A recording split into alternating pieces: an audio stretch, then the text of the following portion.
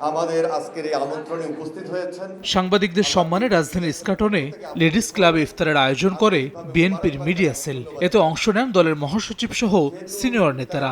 London থেকে virtually যোগ দেন ভারপ্রাপ্ত চেয়ারম্যান তারেক রহমান। ইফতার মাহফিলে মির্জা আব্বাস বলেন, দেশের অস্তিত্ব নিয়ে ষড়যন্ত্র চলছে, এতে দেশ বিদেশের একাধিক চক্র জড়িত। 5 তারিখের আগে যে পরিস্থিতি আমাদের ছিল, তা 5 তারিখ পর্যন্ত আমাদের যে পরিস্থিতি ছিল, সেই পরিস্থিতি আমাদের দেশে অবস্থান ঠিক রাখতে হবে। তা যদি না হয়, এই দেশের কিন্তু অস্তিত্ব বিলীন হয়ে যাবে। এই দেশের অস্তিত্বকে নষ্ট করার জন্য দেশে এবং বিদেশে বহু চক্র কাজ করছে। মির্জা ফখরুল বলেন, বাংলাদেশকে অরক্ষিত করতেই সেনাবাহিনীকে সুচতুরভাবে নিশানা করা হয়েছে। বাংলাদেশের স্বাধীন সর্বত্র যেন বিপন্ন হয়, আমরা যেন আবার অরক্ষিত হয়ে পড়ি।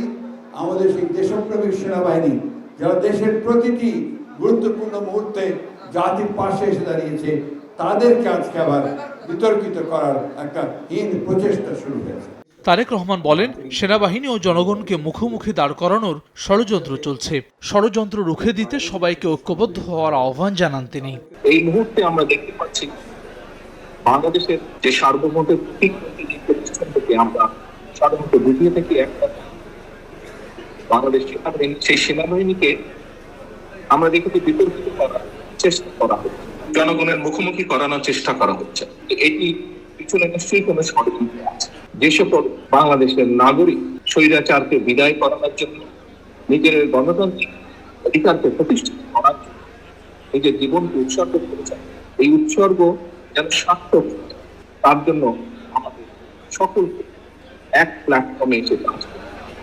এদিকে বাংলাদেশ মেডিকেল বিশ্ববিদ্যালয়ে ঢাকাস্থ চট্টগ্রাম মেডিকেল কলেজে জাতীয়তাবাদী চিকিৎসকদের ইফতারে যোগ দেন আমির খসরু মাহমুদ চৌধুরী। বলেন, নির্বাচন বানচালের চেষ্টা করছে একটি চক্র।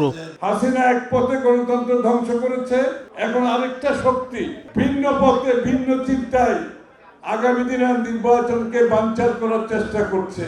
এ সময় নির্বাচন বাধাগ্রস্তকারীরা গণতন্ত্রের শত্রুতে পরিণত হবে বলে সতর্ক করেন আমির খসরু।